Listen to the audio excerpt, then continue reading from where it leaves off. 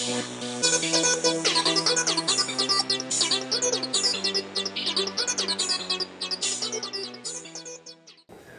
de me donner la parole, merci de m'avoir invité. C'est toujours un plaisir de venir ici discuter avec vous dans un cadre convivial et d'une ambiance très amicale, chaleureuse et très détendue. Donc comme ça, on peut un peu parler de tout et de rien, de la maladie et du reste.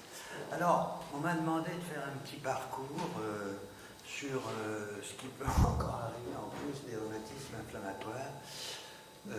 À vrai dire, j'ai quelques bonnes nouvelles parce que finalement, on a des moyens pour arranger les choses et tout ça n'est pas sans solution. Je vais vous parler du risque cardiovasculaire, rhumatisme inflammatoire chronique, et risque cardiovasculaire plutôt qu'hypertension, l'hypertension étant un facteur de risque des maladies cardiovasculaires, l'obésité qui devient un problème de santé publique, l'ostéoporose, c'est-à-dire la décalcification, et j'ai mis après 3 petits points. Si vous avez des questions sur quoi que ce soit, et si je peux y répondre, je me ferai un plaisir de vous y répondre et d'essayer d'éclairer votre lanterne. Alors, pour faire passer les diapos, je suppose qu'il faut appuyer là-dessus. Voilà. Alors, on va déjà parler du risque cardiovasculaire. Vous savez que les risques cardiovasculaires sont actuellement, les facteurs de risque sont actuellement bien connus. Il y en a un certain nombre sur lesquels on peut agir et puis d'autres sur lesquels on ne peut pas agir. Voilà. Alors, on va déjà parler du risque cardiovasculaire. Vous savez que les risques cardiovasculaires sont actuellement, les facteurs de risque sont actuellement bien connus. Il y en a un certain nombre sur lesquels on peut agir et puis d'autres sur lesquels on ne peut pas agir. Alors, on va passer un petit peu rapidement en revue. L'âge, évidemment, plus on avance en âge, plus on a de risque d'avoir un infarctus, un AVC, un accident vasculaire cérébral, de l'artère des membres inférieurs ou autre. Bon, c'est comme ça la vie. Les hommes sont plus touchés que les femmes. Pourquoi? Parce que les femmes sont protégées par les œstrogènes, qui sont un facteur de protection contre l'artériosclérose. L'hérédité, il y a malheureusement des familles dans lesquelles on a des maladies cardiovasculaires et c'est probablement lié à la façon dont sont fabriqués les vaisseaux eux-mêmes et non pas tous les autres facteurs de risque. Donc c'est pour l'instant difficile de lutter contre, mais de grosses recherches sont effectuées et il est probable qu'il y aura des progrès dans les années à venir. L'hypertension, tout le monde sait qu'avoir 20 de tension, c'est pas bon. L'hypertension artérielle, on vient de remettre à plat les différentes recommandations qui sont faites quant au traitement de l'hypertension. C'est quand même toute une histoire. Je dirais que ce qu'il faut, c'est écouter votre médecin ou votre cardiologue et en fonction de chacun, en fonction de l'âge, du poids, des traitements qu'on vous donne et ceci et cela, on va pouvoir surveiller la tension. Vous savez qu'on dispose aujourd'hui de moyens de mesurer la tension tout au long de la journée ou la nuit, et ainsi de suite. Et c'est le cardiologue qui, avec l'ensemble des facteurs de risque, va pouvoir déterminer quel type de traitement, vous avez besoin. Tout ça est lié au bilan lipidique. Le bilan lipidique, c'est le cholestérol, dont on a beaucoup parlé aussi. Mais là encore, ce n'est pas un chiffre qui compte, c'est l'ensemble de vous, l'ensemble de la personnalité qui est en face de nous, à savoir est-ce que si c'est quelqu'un qui est en surpoids ou pas, est-ce qu'il y a une hérédité ou pas. Les cardiologues disposent d'AVAC, c'est-à-dire qu'ils ont des façons de calculer un risque pour savoir si ça vaut le coup de donner un traitement contre le cholestérol ou pas, sachant que les traitements contre le cholestérol sont en général donnés à vie, donc ça n'est pas rien. Pareil pour l'hypertension. Le diabète est un facteur de risque cardiovasculaire parce qu'il favorise l'artériosclérose, c'est-à-dire des plaques de graisse qui se déposent sur les artères et qui vont venir les boucher. Et puis ce qui nous intéresse peut-être un peu plus ici, c'est les corticoïdes. La cortisone, sous toutes ses formes, est un facteur de risque cardiovasculaire, en particulier lorsqu'elle est supérieure à 7,5 mg de corticoïdes par jour. Vous savez qu'au-dessus, on commence à avoir des effets secondaires. En dessous, par exemple, à 5 mg, on augmente très légèrement le risque cardiovasculaire, mais pas tant que ça. En tout cas, on a d'autres facteurs très positifs dans les rhumatismes inflammatoires qui font qu'on peut utiliser ce type de traitement au long cours. Donc la corticothérapie va agir par de multiples biais, par de multiples multiples canaux et va fragiliser vous savez qu'elle fragilise la peau. Quand on prend de la cortisone pendant longtemps et à des doses relativement importantes, on a la peau qui devient fragile. Eh bien, c'est un peu pareil au niveau des vaisseaux. Et puis, vous savez que ça fait retenir le sel, augmenter la tension, favoriser le diabète, et ainsi de suite. Donc, les corticoïdes, on aime bien les corticoïdes, nous, rhumatologues, mais en dessous de 7,5 mg par jour, c'est quand même nettement mieux. Et puis, nous savons depuis un certain temps que les anti-inflammatoires non stéroïdiens, qui sont très nombreux, sont toxiques là encore au long cours. Ce n'est pas parce que vous prenez quelques comprimés d'anti-inflammatoires pendant quelques jours que vous allez augmenter votre risque, c'est quand on les prend au long cours. D'abord, ça va avoir un effet sur les traitements antihypertenseurs, ça va diminuer l'efficacité d'un certain nombre de traitements antihypertenseurs. Donc on aime bien remesurer la tension au bout de quelques jours de traitement, parce que c'est un effet qui est très rapide, c'est-à-dire en quelques jours, l'antihypertenseur devient moins efficace. Ce n'est pas quelque chose qui arrive au bout de 3 mois. Donc on aime bien reprendre la tension lorsqu'on prend un traitement anti-inflammatoire pendant quelques temps. Et puis alors quand c'est au long cours, c'est vraiment un facteur de risque cardiovasculaire. On ne va pas dire quels sont les médicaments qui sont les plus à risque. Actuellement, on en discute beaucoup. Toujours est-il qu'on pense que l'ensemble des anti-inflammatoires sont à éviter au long cours. Quand je dis au long cours, c'est plus d'1, 2 ou 3 mois. Ce n'est pas sur quelques jours. Donc attention à ces traitements qui peuvent être un facteur de risque qu'il va falloir maîtriser. Comme tout risque, il est intéressant de le connaître, donc de pouvoir le maîtriser. Donc c'est pour ça qu'on soigne les hypertensions, les hypercholestérolémies, le diabète. Alors, des éléments sur lesquels on peut très facilement agir et qui sont très importants, c'est le tabac. Chacun sait aussi bien aujourd'hui que le tabac, c'est un facteur de risque cardiovasculaire non négligeable. En général, lorsqu'on demande aux patients d'arrêter de fumer, ils nous disent c'est une question de volonté, j'ai pas de volonté. Sauf que c'est pas une question de volonté, c'est une question de motivation. Il faut savoir pourquoi on va vouloir le faire et il faut avoir envie de le faire. Si on se dit c'est une question de volonté, j'ai pas la volonté, c'est au fond se dénigrer et c'est pas comme ça qu'on va y arriver. C'est pas une question de volonté, c'est une question de motivation. Alors la motivation, elle peut être multiple, ça peut être l'entourage qui ne veut plus sentir le tabac, ça peut être l'entourage qui décide avec vous d'arrêter de fumer, ça peut être aussi l'aide de consultation anti-tabac, c'est qu'il existe dans la plupart des hôpitaux au jour d'aujourd'hui des consultations anti-tabac qui vont vous permettre d'être accompagné. Ça n'est pas si simple d'arrêter une intoxication au tabac, c'est une véritable drogue, c'est-à-dire qu'on en a envie, on en a besoin, et être aidé par des gens qui savent comment faire pour que vous diminuiez ou vous arrêtiez votre consommation, c'est bien. Beaucoup de gens arrivent à stopper leur consommation de tabac parce qu'ils se motivent eux-mêmes, mais ça n'est pas si simple. On peut se faire aider par des consultations anti-tabac. Alors, il existe des consultations aussi d'acupuncture ou tout autre moyen, peu importe le moyen, pourvu qu'on arrive à arrêter le tabac. Même si on arrête le tabac à 50 ans alors qu'on a fumé pendant 30 ou un peu plus d'années, on diminue son risque même à ce moment-là. Donc c'est quand même important d'arrêter le tabac qui est encore une fois un facteur de risque important au niveau cardiovasculaire parce que là encore ça favorise l'artériosclérose. Et puis notre société a bien compris que le tabac n'était pas une bonne chose. Vous savez qu'on n'a plus le droit de fumer dans les gares, les endroits publics, les restaurants, etc. Mais nous avons un gros problème de sédentarité. La sédentarité, ça veut dire que nous ne bougeons plus assez. Et au fond, actuellement, si vous, dans une multitude de villes dans notre pays, on est en train de multiplier les parkings, de multiplier les transports en commun et de faire en sorte que les gens soient bien obligés de bouger. Bouger, ça diminue le risque cardiovasculaire. Par exemple, aux États-Unis, à un moment, on a dans certains immeubles, dans certaines entreprises, on a supprimé l'ascenseur au premier étage. 6 mois après, le nombre d'infarctus a diminué dans toute l'entreprise. Pendant la Deuxième Guerre mondiale, la consommation de viande a considérablement diminué.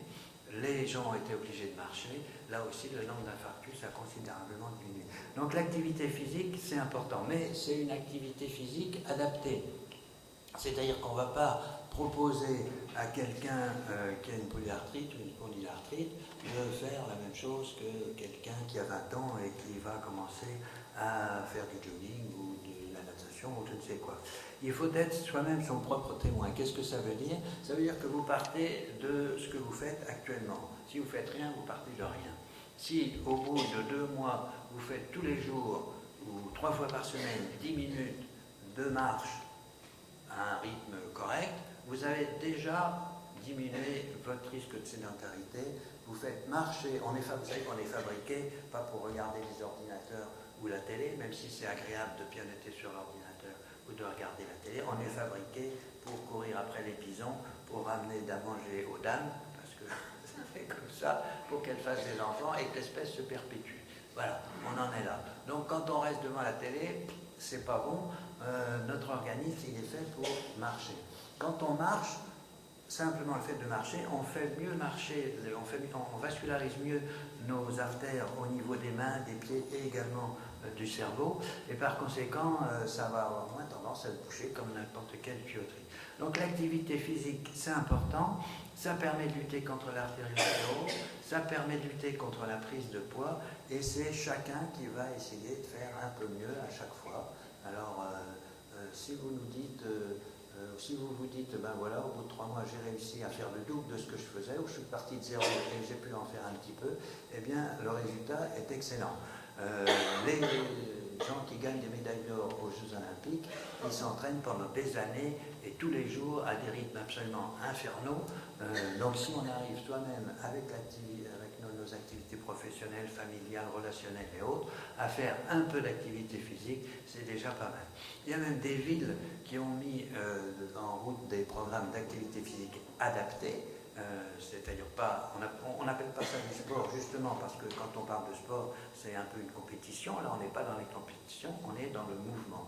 À Strasbourg, par exemple, il existe des gros programmes qui sont pris en charge pour favoriser la marche, le vélo, la natation, et ainsi de suite, mais il existe une multitude d'associations, en particulier l'AFP-RIC, et de clubs de marche qui vont vous permettre de marcher avec d'autres. C'est quand même plus sympa de marcher avec d'autres que de marcher tout seul. Enfin, chacun fait ce qu'il veut. Il y a des gens qui aiment bien être tout seul.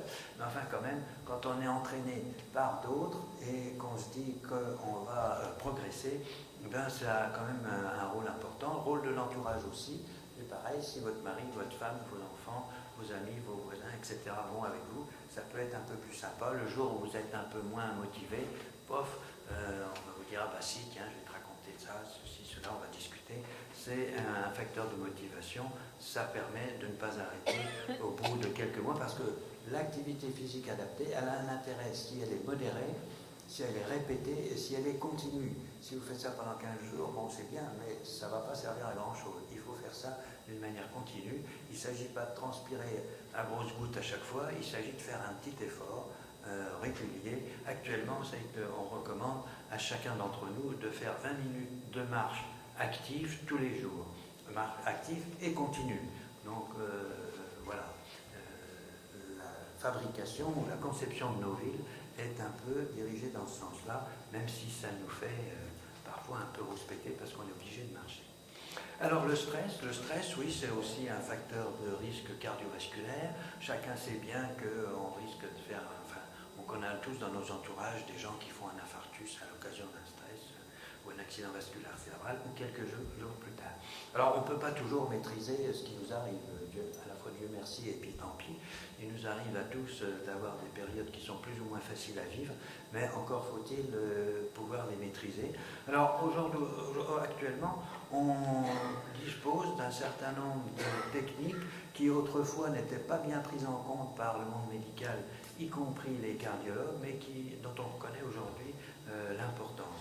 Les sophrologues, l'hypnose, la méditation, le yoga, le tai chi, et tout ce genre de technique a un réel impact sur le fonctionnement de notre cerveau, c'est-à-dire sur la façon dont nous allons réagir à un stress. Vous savez, quand on a un stress, quelque chose qui nous fait peur ou qui nous angoisse, tout d'un coup, on sécrète dans nos artères et dans nos veines une multitude d'hormones qui vont nous aider justement à courir après les bisons. Sauf qu'on ne court plus après les bisons, on reste assis par terre.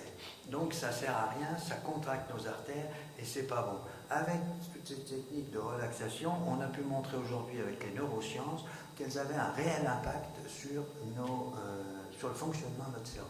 Par exemple, dans la douleur c'est un stress. Vous savez que quand on fait, si on vous dit je vais vous faire une infiltration par exemple, ou une piqûre dans les fesses, mais ça risque de vous faire mal. Si vous êtes déjà avant, vous avez peur, on a pu montrer avec les IRM fonctionnels que votre cerveau il est déjà en état d'éveil et vous allez avoir plus mal que si on vous dit bon voilà ça va bien se passer, on va faire une petite anesthésie, vous allez avoir un peu mal mais après ça sera fini et puis de toute façon ça va vous faire du bien, etc.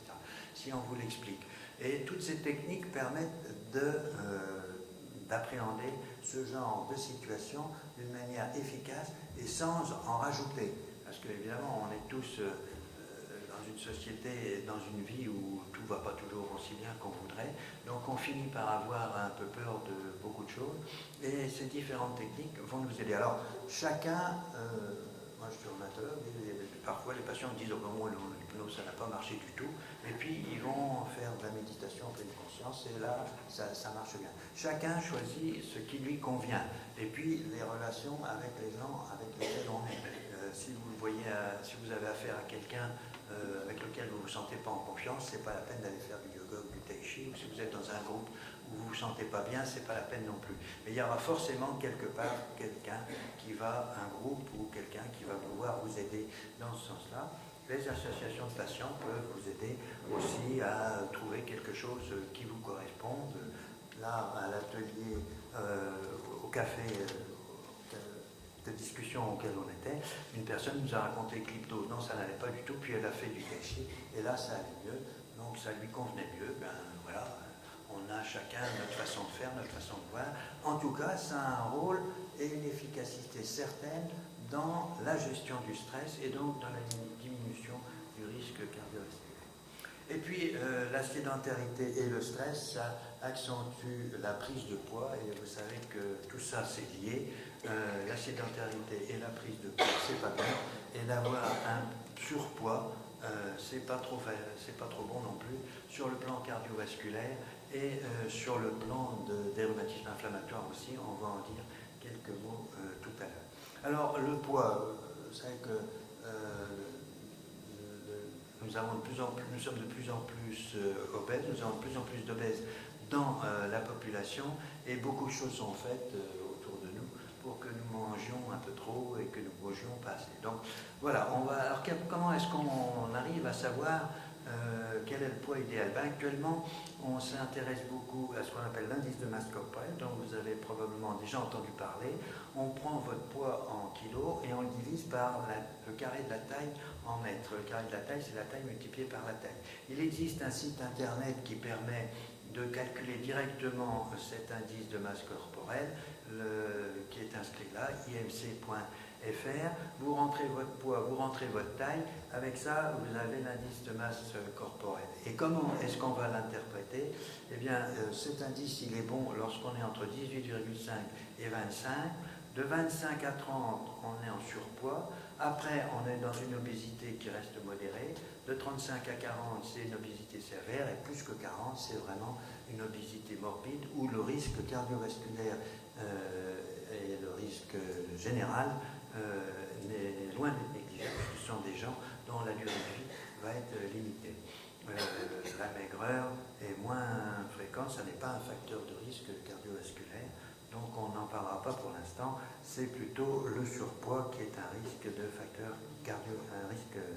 de risque cardiovasculaire. Alors, d'habitude, donc on parle de surpoids à partir de 25, d'obésité à partir de 30, sauf que dans les polyarthrites rhumatoïdes, un certain nombre d'études nous ont montré qu'il existait une perte musculaire. Pourquoi? Parce que vos articulations marchent moins bien. Peut-être moins aujourd'hui qu'avant, parce qu'avec tous les traitements dont on dispose actuellement, on a beaucoup moins que de déformations articulaires qu'il y a une vingtaine d'années. Ça n'a plus rien à voir. Les chirurgiens ne sont plus envahis par des gens qui ont des déformations articulaires, en particulier les chirurgiens de la main. Donc c'est une bonne chose, mais quand même, il y a une perte musculaire lorsque l'on ne peut plus bouger. Donc un certain nombre d'études ont proposé de définir le surpoids dès un IMC supérieur à 23 en cas de polyarthrite, une obésité supérieure à 28. Ceci étant, la plupart des études qui sont faites, et vous savez que ce sont des études qui sont faites sur des milliers de patients, s'intéressent toujours au surpoids à partir de 25 et de l'obésité à partir de 30, mais il faut donc savoir qu'on a peut-être un peu plus de masse de graisseuse quand on a une polyarthrite que quand on n'en a pas. Alors l'obésité, eh bien l'obésité c'est un facteur de risque cardiovasculaire, mais c'est aussi un problème au niveau des polyarthrites, des rhumatismes psoriasiques et des spondylarthrites. L'obésité induit un risque de développer une polyarthrite légèrement supérieur, puisqu'il est de 1,25. C'est un risque relatif, c'est-à-dire que si vous avez une réelle obésité, vous êtes un peu plus à risque d'avoir une polyarthrite, mais ça reste quand même très acceptable, ça n'est pas très important. Par contre, l'activité de la maladie risque d'être plus élevée. Les indices fonctionnels, c'est-à-dire la façon dont vont marcher les articulations et les indices de qualité de vie, vous savez qu'on mesure plus ou moins bien, ça vaut ce que ça vaut, mais tout de même ça donne une idée. La qualité de vie, c'est moins bon lorsqu'on a une réelle obésité. L'obésité en soi, c'est déjà une gêne pour bouger et pour marcher, plus un rhumatisme inflammatoire, on peut bien comprendre que le retentissement va être plus important. Et puis surtout, ce qui nous intéresse beaucoup, c'est que les biothérapies, c'est-à-dire ces médicaments modernes qui agissent directement sur l'inflammation, vont être moins efficaces, et en particulier les anti-TNF-alpha. Vous savez que ce sont ces médicaments qu'on utilise très souvent en première intention dans la polyarthrite, dont l'efficacité est remarquable. Ce sont des médicaments qu'on tourne parfois, etc. Enfin bref, ce sont des médicaments qu'on connaît bien, qui sont efficaces, qu'on utilise très largement. Eh bien, ça diminue très nettement la chance d'avoir une rémission. Vous savez que la rémission, c'est quand même la disparition des douleurs et des synovites, c'est-à-dire des inflammations des articulations. C'est donc pas une guérison, mais tout de même une très nette amélioration de la qualité de vie. En outre, l'obésité augmente le risque d'arrêt du traitement de deuxième intention, c'est-à-dire que si un anti-TNF, vous savez que l'inflammation se développe avec des différents médiateurs, dont le TNF. Si ça ne marche pas en utilisant un anti-TNF, on va utiliser d'autres traitements contre d'autres interleukines ou contre des globules blancs. Eh bien, ces deuxièmes médicaments vont aussi moins bien marcher s'il y a une réelle obésité. Donc on réduit la probabilité de maintenir la rémission de 51%, c'est-à-dire de moitié, ça n'est pas rien. Surtout pour ces anti-TNF, l'abatacept, qui est une autre biothérapie, son efficacité ne semble pas liée au poids, et le tocilizumab et le rituximab, qui sont aussi des biothérapies qu'on utilise ou en première ou en deuxième intention, là, le poids ne semble pas avoir d'effet délétère, c'est-à-dire que ça ne va pas diminuer l'efficacité de ces traitements. Mais encore une fois, les anti-TNF sont un peu moins efficaces quand il y a une obésité, et c'est quand même dommage. Ceci étant, la bonne nouvelle, c'est que l'obésité, c'est quelque chose qui va diminuer la qualité de vie, qui va entraver encore un peu plus les articulations. N'empêche que lorsque les facteurs rhumatoïdes sont positifs, c'est-à-dire que lorsque vous avez les marqueurs biologiques de la polyarthrite dans le sang, eh bien, il y a moins de synovites, c'est-à-dire que les articulations sont moins gonflées, mais peut-être parce qu'on les palpe moins du fait de l'enveloppe graisseuse, et il semble bien qu'il y ait moins de destruction articulaire chez les patients obèses. Alors ça pose quand même beaucoup de questions. On se demande si la perception de la douleur ne serait pas modifiée chez les patients obèses, c'est-à-dire qu'il y aurait une diminution de la perception de la douleur, et on se demande s'il n'y aurait pas un rôle protecteur d'une cytokine, c'est-à-dire d'une petite molécule qui est sécrétée par le tissu adipeux. Il existe des molécules du tissu adipeux qui favorisent l'inflammation, il en existe d'autres qui diminuerait cette inflammation, en particulier celle-ci, l'adiponectine. Enfin, toujours est-il que lorsqu'il y a une réelle obésité, ça fait plus mal, c'est plus embêtant, mais ça détruit moins les articulations. Voilà, donc c'est quand même finalement assez rassurant, ou en tout cas encourageant. Alors, vous savez que lorsqu'il y a un important surpoids, on en vient à proposer une chirurgie bariatrique, c'est-à-dire qu'on va faire une intervention chirurgicale, en général au niveau de l'estomac, soit pour en enlever un bout, soit pour court-circuiter les intestins, c'est-à-dire qu'on va faire une jonction entre l'estomac et l'intestin beaucoup plus loin, de façon à ce que les aliments ne soient pas absorbés. Ces chirurgies bariatriques sont extrêmement efficaces, mais doivent être entourées d'une multitude de précautions. Elles sont tellement efficaces que, comme vous le voyez ici, la plupart des patients perdent 41 kg en 6 mois. En général, ce sont des patients qui pèsent 130, 120 kg. Donc, bon, voilà. Alors, 57% de ces patients qui sont soumis à une chirurgie bariatrique sont une maladie active avant la chirurgie, et après la chirurgie, il n'y en aura plus que 6%. Il y en a 98% qui vont avoir un traitement avant la chirurgie, il n'y en aura plus que 66% qui auront un traitement après la chirurgie. Donc le fait de maigrir, c'est quand même efficace, ça permet de diminuer le risque cardiovasculaire, là pour le coup, le risque de diabète, mais ça permet aussi de diminuer l'activité de la maladie. Alors cette obésité, en fait, curieusement, elle n'augmente pas le risque de mortalité cardiovasculaire si on rentre dans une polyarthrite rhumatoïde. La polyarthrite rhumatoïde en elle-même est un facteur de risque cardiovasculaire, sauf si vous avez une importante obésité. Et si vous avez une obésité qui apparaît lorsque vous aviez déjà une polyarthrite rhumatoïde, vous avez moins de risque cardiovasculaire que si vous n'avez pas de facteur. Donc c'est moins grave d'avoir une obésité sur le plan cardiovasculaire avec une polyarthrite que si vous n'en avez pas. Bon, c'est une consolation comme une autre, mais enfin, ce n'est pas une raison pour avoir un surpoids, mais toujours est-il que c'est peut-être un peu moins inquiétant que pour ceux qui n'ont pas de polyarthrite rhumatoïde. En tout cas, ça devrait pouvoir diminuer le stress engendré par la polyarthrite. Alors voilà pour l'obésité, donc qui frappe beaucoup de gens dans notre pays. Et on me demande aussi de parler de l'arthrose. Alors, un petit schéma rapide pour vous montrer qu'est-ce que c'est. Enfin, je pense qu'un certain nombre d'entre vous connaissent déjà ce genre de choses.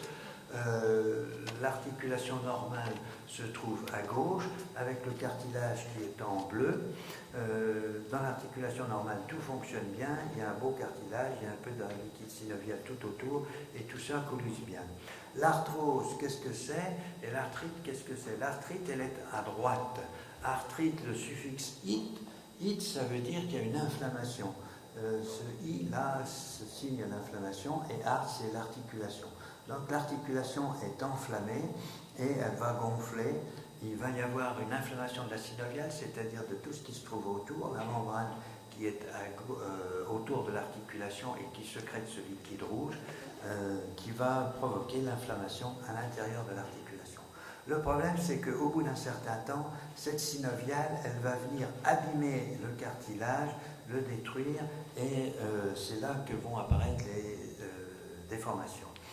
Les biothérapies, le méthotrexate et tous ces traitements vont diminuer l'inflammation de la synoviale et par conséquent diminuer la destruction de l'articulation. L'arthrose, elle se trouve au milieu. Autant l'arthrite, la polyarthrite ou la spondylarthrite, c'est de maladies qui ne touchent pas tout le monde, alors que l'arthrose, elle est quasi ubiquitaire.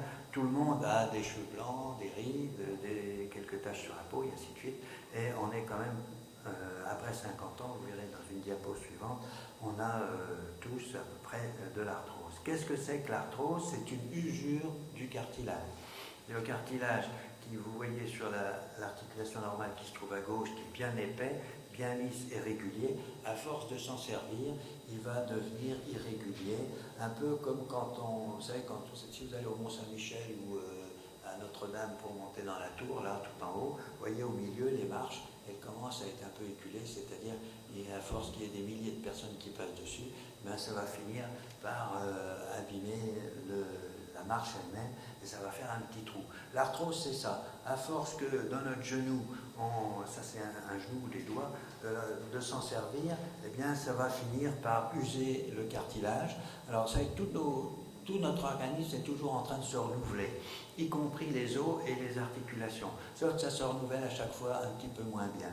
Alors, au niveau de l'arthrose, eh bien, le cartilage il se régénère un peu moins bien, et à force de s'en servir, et au lieu d'être bien lisse, bien régulier, comme vous avez tous vu des cartilages de poulet, de dinde, etc., au lieu d'être bien lisse et bien régulier, il y a des petites fissures qui viennent dedans, et ça commence à être un petit peu plus difficile à faire glisser l'un sur l'autre, et au bout d'un certain temps, il n'y a plus du tout de cartilage, il y a un contact osseux, et c'est là que l'articulation, elle commence vraiment à faire mal. Ça, c'est l'arthrose, c'est une usure.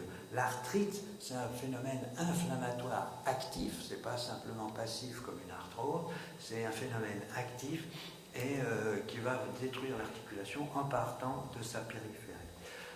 Le fait est que ça se complique parce que l'arthrite peut évoluer vers l'arthrose. Avec l'arthrite, avec les médicaments modernes, on arrive à diminuer son activité, mais pas toujours. Et parfois, lorsque l'articulation est abîmée, elle va quand même évoluer vers une arthrose, mais c'est le rôle de votre médecin, de votre rhumatologue, des chirurgiens et ainsi de suite, des rééducateurs, de faire la part des choses et de savoir dans quel sens il faut aller vis-à-vis du traitement. Toujours est-il que une arthrite qui évolue, elle évoluera elle aussi vers une arthrose. Mais l'arthrite a une gravité plus importante parce qu'elle détruit l'articulation et surtout elle touche souvent plusieurs articulations en même temps chez des sujets plus jeunes et elle fait beaucoup plus mal que l'arthrose. Alors l'arthrose, je vais vous dire quelques mots là-dessus. Les arthroses les plus fréquentes, c'est l'arthrose de la hanche. Vous voyez là une hanche sur le dessin en bleu, le cartilage commence à disparaître, ça fait mal au niveau du bassin et de la tête du fémur. Et sur la radio qui se trouve juste à côté, dans le rond, on voit que la tête du fémur est venue en contact avec le bassin. Il n'y a plus de cartilage, contrairement à l'autre côté. Il n'y a plus d'espace entre la tête du fémur et le bassin. Donc ça, c'est une hanche qui ne bouge plus du tout. Il va falloir mettre une prothèse de hanche. Ce sont des interventions remarquables qui marchent très bien, dont l'efficacité est quasiment certaine et surtout qui redonne une qualité de vie très importante. Au niveau du genou, au-dessus, une articulation normale, donc vous voyez en vert le cartilage. Sur la radio, il y a un bel espace entre le fémur au-dessus et le tibia en dessous. Dans l'arthrose, l'articulation va s'user, la zone verte va devenir moins importante, moins épaisse, moins souple, et il va y avoir un contact entre le fémur et le tibia, si bien que ça va frotter, ça va gratter, et c'est ça qui va faire mal, qui va empêcher le genou de marcher, ça va le faire gonfler, ça va donner des douleurs, et là aussi on va proposer le plus souvent un geste chirurgical. C'est la gonarthrose, c'est-à-dire l'arthrose du genou. Alors, l'arthrose, elle est liée à l'âge, lorsqu'on a plus de 65 ans, 34% de la population est atteinte, alors que seul 14% de la population des plus de 25 ans.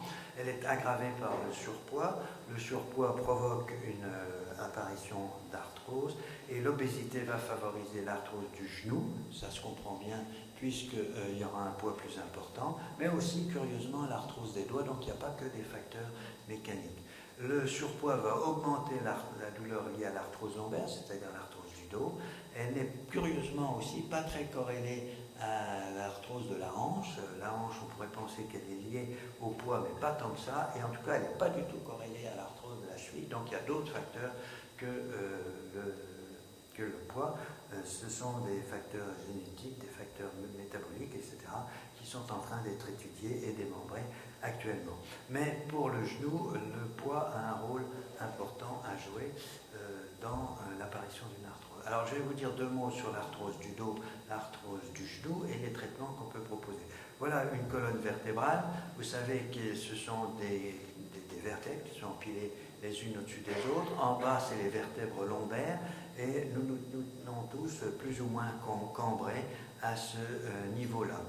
Dans l'arthrose, on va avoir les disques, c'est-à-dire ce qui se trouve entre les vertèbres qui va s'abîmer, c'est plus le cartilage, ce sont les disques, et surtout les articulations à l'arrière vont être aussi arthrosiques, et c'est elles qui vont être douloureuses lorsqu'on se tient un peu trop en arrière, en particulier lorsqu'on en a un surpoids, on a tendance à se tenir un peu trop vers l'arrière. Donc c'est ça qui fait mal. Donc l'obésité va favoriser le mal de dos parce qu'elle favorise l'hyperlordose, c'est-à-dire le fait d'être cambré, et elle va faire appuyer sur les articulations qui sont à l'arrière du dos. Au niveau du genou, le rôle de l'obésité est extrêmement important. Il faut que j'avance. Juste un mot pour dire que 5 kg de plus augmente du tiers le risque d'arthrose du genou. L'obésité est délétère, c'est-à-dire qu'elle va favoriser l'arthrose du genou dès l'âge de 20 ans chez le garçon, 11 ans chez les filles. Elle aggrave l'évolution de l'arthrose du genou par rapport à un sujet normal parce qu'il y a trop de poids sur le genou. La perte de poids est importante et c'est déjà un phénomène thérapeutique. Vous voyez que si vous perdez simplement 5% de poids, vous avez déjà moins mal. Si vous en perdez 10%, vous arrivez à marcher plus longtemps. Donc c'est important de pouvoir diminuer son poids. Il faut faire d'activité physique, on en a parlé tout à l'heure. Ça va améliorer la douleur. Activité physique diminue la douleur de manière générale et surtout ça va restaurer la masse musculaire. Actuellement, on pense qu'avoir des cuisses bien musclées, c'est aussi un facteur de protection contre l'arthrose. Alors, pour le genou, c'est la marche, le vélo, même la course à pied, à condition qu'elle fasse pas mal, et la rééducation des quadriceps, éventuellement dans des salles de musculation. Alors, la chirurgie prothétique au niveau des genoux, c'est pas 100% de réussite, mais c'est quand même une nette amélioration. L'obésité va favoriser donc l'arthrose par le poids, un certain nombre de cytokines, on va passer un peu plus vite là-dessus, et l'obésité est aussi liée dans le rhumatisme psoriasique.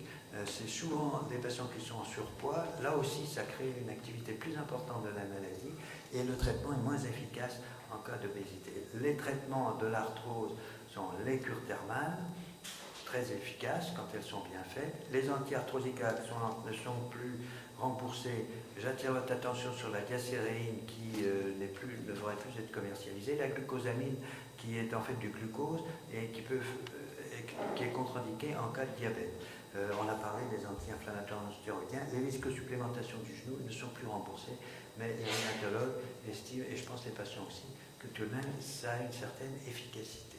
Alors dans l'arthrose du genou, on ne fait plus de ménisectomie, c'est-à-dire qu'on n'enlève plus les ménisques parce qu'on favorise l'arthrose. Le ménisque c'est un joint et on met des prothèses, plutôt des prothèses totales. Les prothèses de hanche, ce sont des résultats excellents. De grosses, j'ai vraiment plus beaucoup de temps. J'ai déjà dépassé. Juste un mot pour dire que de grosses études sont faites pour essayer de savoir comment on pourrait arrêter l'arthrose. Alors non seulement il y a les cultures de cellules, dont vous avez probablement entendu parler, mais il y a aussi toutes ces cytokines qui sont très étudiées actuellement et qui permettront peut-être de stopper l'évolution de l'arthrose. Un petit mot sur l'ostéoporose. À gauche, un os de 20 ans, une vertèbre de 20 ans, à droite un os ostéoporotique. Là aussi, l'os est en constante reformation et il se reforme à chaque fois un petit peu moins bien, d'où l'apparition de trous à l'intérieur de l'os et l'os devient moins solide, c'est la décalcification, c'est-à-dire l'ostéoporose. Alors, ça provoque des fractures, un certain nombre sont plus graves que d'autres, en particulier les fractures vertébrales de l'humérus ou du col du fémur, et c'est une maladie qui sera fréquente, qui est d'autant plus fréquente qu'on aura pris de la cortisone au-dessus de 7,5 mg par jour. C'est plus fréquent chez les femmes à cause de la ménopause, où les femmes perdent des œstrogènes qui permettent de fabriquer de l'os. Chez les hommes, ça diminue aussi, la testostérone diminue de 1% par an à partir de 50 ans, donc les hommes atteignent aussi l'ostéoporose, mais un peu plus tard que les femmes. Alors la gravité, c'est la fracture vertébrale avec perte de taille et des douleurs importantes, et puis la fracture de hanche surtout, qui est une fracture grave puisqu'elle va favoriser la décompensation d'autres maladies et elle favorise aussi, si je puis dire, elle provoque l'entrée en dépendance chez 50% des patients. Le problème, c'est que souvent, il y a une fracture du poignet à 50 ans, puis une fracture de la colonne vertébrale, d'un tassement de vertèbre et la fracture du col du fémur. Et il faudrait qu'on puisse agir à l'un de ces niveaux. Alors dans les facteurs de risque, il y a la cortisone à plus de 7,5 mg par jour pendant 3 mois. Et si vous êtes soumis à ce genre de traitement, vous avez probablement un traitement pour éviter la décalcification à ce niveau-là. Et juste un petit mot pour dire qu'il existe, actuellement on essaye de mettre en place des filières ostéoporose dans les hôpitaux pour essayer de détecter les patients qui sont atteints de ce genre de maladie. On a des traitements qui sont très efficaces puisqu'ils réduisent jusqu'à 70% le risque de refracture. C'est des médicaments dont on peut parler si vous voulez. C'est l'alimentation. Alors nous, on est favorable aux produits laitiers. Je sais qu'il y a des polémiques là-dessus. La vitamine D, c'est le soleil. Le soleil, à Paris, il y en a peut-être un peu moins qu'ailleurs, mais enfin, et on est souvent à l'intérieur. Donc il faut des supplémentations. C'est ce qu'on a pris quand on était petit, de l'huile de foie de morue, mais maintenant c'est quand même beaucoup plus facile. Et surtout, la prévention des chutes, qui est un facteur extrêmement important. Il faut faire attention aux tapis. Après 70-75 ans, les tapis, les salles d'eau, et dans les salles d'eau, les baignoires et les douches. Pourquoi? Parce que celui qui est avant, qui en général est un homme, ne rince pas bien la douche. La suivante, c'est-à-dire la dame, va, elle met de l'eau, il reste du savon en dessous, ça glisse, et boum, par terre. Donc, mesdames, défendez-vous. Enfin, voilà. Je vous remercie de m'avoir écouté.